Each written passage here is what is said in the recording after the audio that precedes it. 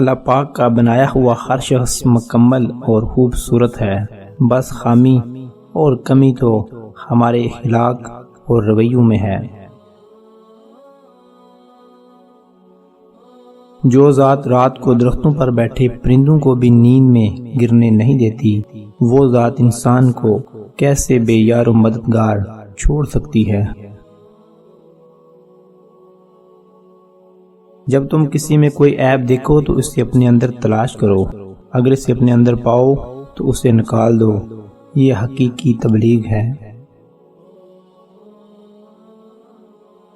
ایک ہی جملہ انسان کی تربیت کے لیے کافی ہے، اللہ دیکھ رہا ہے۔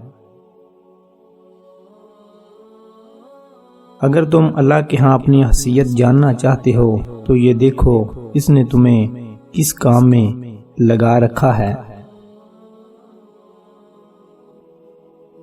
اپنی اندھیری قبر کو روشن کرنے کی تیاری خود کریں۔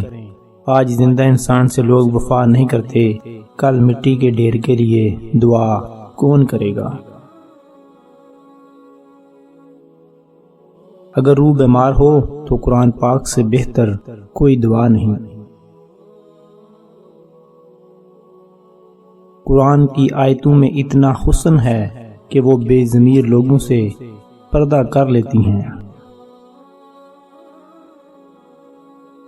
بے شک دلوں کا چین اور سکون اللہ کے ذکر میں ہے۔